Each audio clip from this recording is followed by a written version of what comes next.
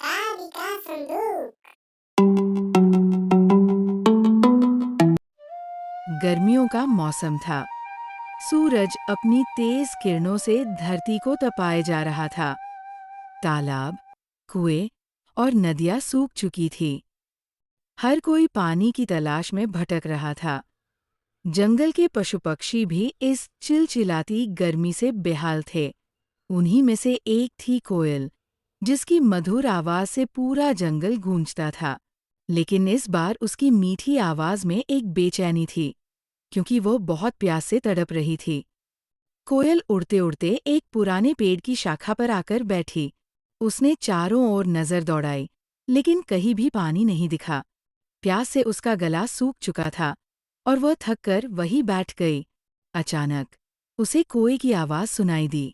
कोआ भी बहुत परेशान लग रहा था। कोए ने कोयल से पूछा। बहन, तुम इतनी उदास क्यों हो? कोयल ने आह भरी और कहा, भाई, मैं बहुत प्यास से परेशान हूँ।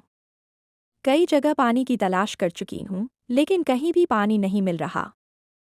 कोआ भी चिंता में पड़ गया, क्योंकि वह भी प्यासा था। फिर उसने सोचा और कहा, कोयल बहन, हमें हार नहीं माननी चाहिए। आओ, हम मिलकर पानी की तलाश करते हैं। दोनों ने जंगल में पानी खोजने की यात्रा शुरू की। उड़ते उड़ते वे एक पुराने मटके के पास पहुंचे। मटके में बहुत थोड़ा पानी दिख रहा था। कोयल ने खुश होकर कहा, देखो, वहाँ पानी है। लेकिन समस्या यह थी कि मटका बहुत गहरा था। न तो कोयल और न ही कोआ वहां तक पहुंच सकते थे। दोनों ने सोचा कि अब क्या किया जाए। तभी कोए को एक उपाय सूझा। उसने कहा, मेरे पास एक सुझाव है। हम इस मटके में कंकड़ डाल देते हैं, जिससे पानी ऊपर आ जाएगा। सुझाव तो अच्छा है। ये कैसे सोचा तुमने? मेरे दादाजी ने बहुत साल पहले इसी तरकीब से ही मटके से पानी पिया था। दोनों ने पास के छोटे छोटे कंकड़ उठाकर मटके में डालने शुरू किए। धीरे धीरे पानी ऊपर आने लगा, लेकिन ये बहुत धीमी प्रक्रिया थी और कोयल की प्यास बढ़ती जा रही थी। आखिरकार कोयल की हालत खराब होने लगी, लेकिन उसने हिम्मत नहीं हारी। कोआ ने उसे बैठने के लिए कहा, लेकिन कोयल ने मना कर दिया। तुम्हें आराम करना चाहिए। मैं ये सब अकेला कर लूंगा। नहीं, अगर मैं रुक गई तो शायद हम दोनों प्यासे ही मर जाएंगे। मुझे यह काम खत्म करना होगा। कोआ को कोयल की चिंता हो रही थी, लेकिन उसने भी हार नहीं मानी। दोनों ने मिलकर लगातार मेहनत की।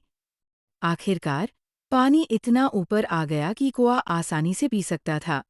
उसने अपनी चोंच से पानी पिया और राहत महसूस की। लेकिन जब उसने कोयल की ओर देखा, तो वो बेहोश होकर जमीन पर गिर गई थी। कोआ घबरा गया। उसने कोयल को उठाने की कोशिश की, लेकिन वह एकदम शांत थी। उसकी आंखें बंद थीं और उसके पंख हिल भी नहीं रहे थे। कोयल पानी के लिए तड़प रही थी, पर बिना कोयल के उठे मटके से पानी पीना भी मुमकिन नहीं था। कौआ अपने दादाजी की तरह तरकीब सोचने लगा। तभी उसे जमीन पर भूसे के तिनके दिखाई दिए। उसे तरकीब सूझी और उन तिनकों को जोड़ना शुरू किया। उसे मटके में डाला और एक किनारा कोयल के मुंह के पास लाकर पानी की घूंट भरने को कहा। जल्द ही कोयल पूरी तरह से होश में आ जाती है और कहती है, धन्यवाद, तुमने मेरी जान बचाई। अरे नहीं नहीं, हम दोनों ने ही एक दूसरे की जान बचाई है। बच्चों, हमें इस कहानी से ये शिक्षा मिलती है कि हमें किसी भी परिस्थिति में हार नहीं माननी चाहिए। अपनी पूरी कोशिश करनी चाहिए, फिर चाहे परिणाम जो भी हो।